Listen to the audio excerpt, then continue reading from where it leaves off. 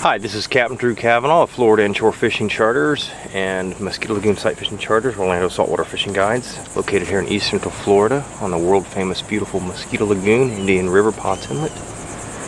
And today what I'm going to do is, today is July 11th, 2013, Thursday, and this is your Mosquito Lagoon, Indian River fishing report.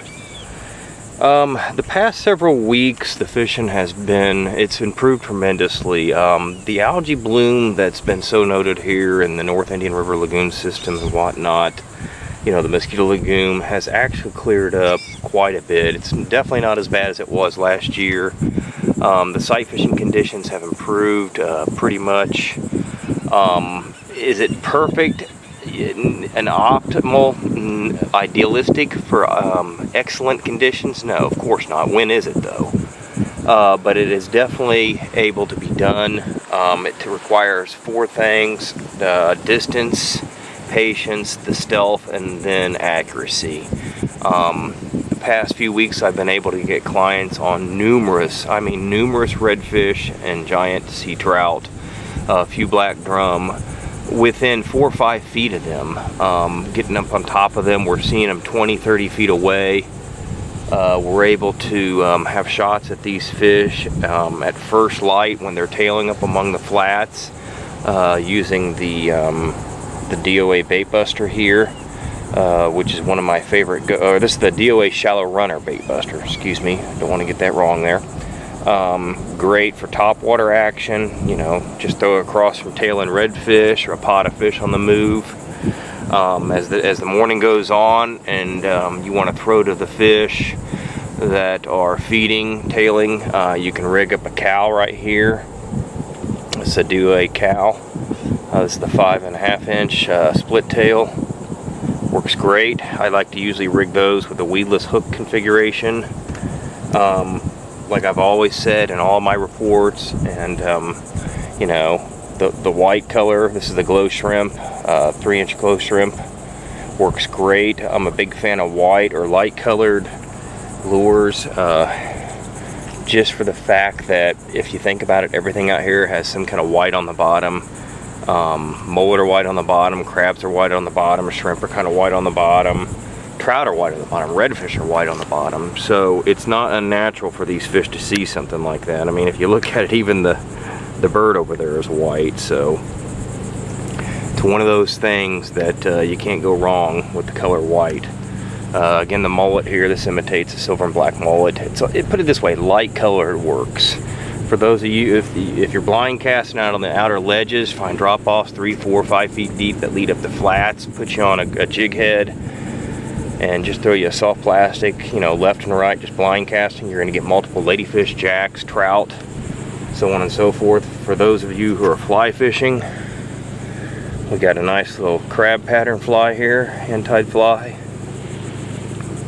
And then, of course, the go-to fly at all times of the year is a shrimp pattern.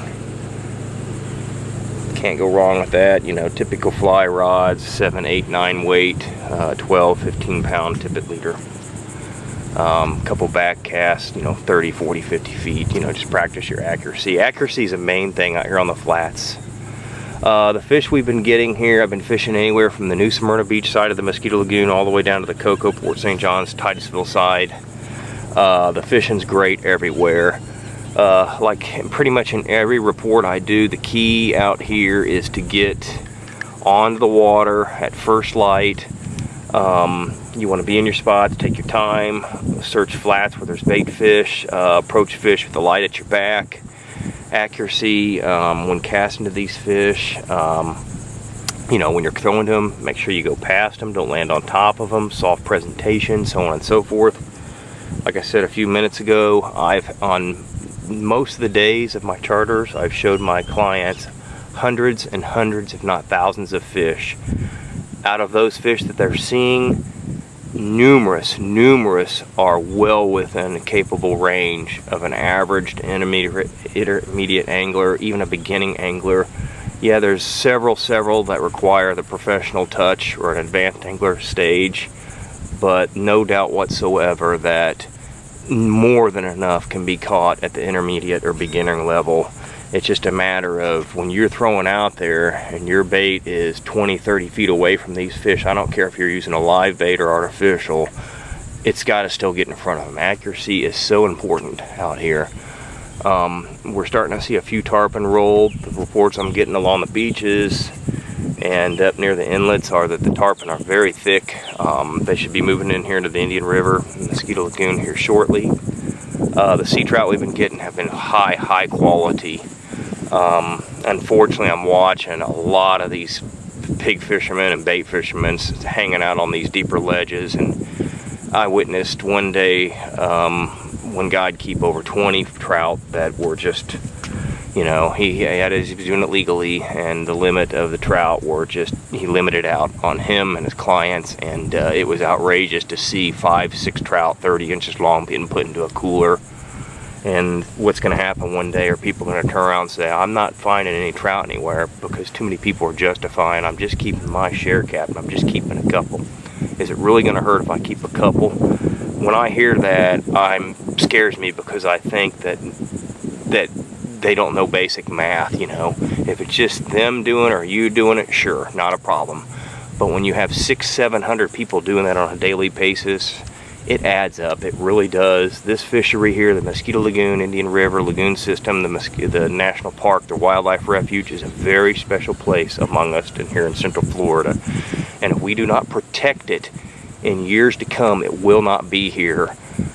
Think of it like your bank account. If you deplete that bank account, then the only way to get money back into that bank account is you to put it there. Well, we're not doing that here, so please, I beg you to practice catch and release out here. It's the safest way to ensure that these fish will be here for tomorrow.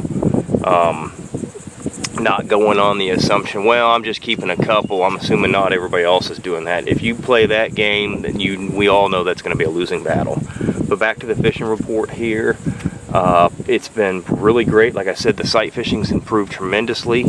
Matter of fact, you could probably even see the clear water right out here in the flat about 150 feet in front of me, 100 feet in front of me. The visibility is definitely not as bad as it was last year and a few weeks ago. I think with a little bit more rain to come, it should improve pretty good. The black drum we've been seeing, they're still skittish and all that. If you're going to go after black drum, your best bet's to use either some small crabs or live shrimp or little pieces of shrimp and just approach them with stealth. I've heard of people catching nice black drum in the deeper canals and drop-offs around the bridges and all that, using whole live blue crab, quartered up, put on a 4 or 5 odd circle hook with a big weight sunken down to them when they appear. Other than that, that's about it. That's your Mosquito Lagoon and Indian River fishing report for July 11, 2013, and I wish everybody have a great day. Thank you.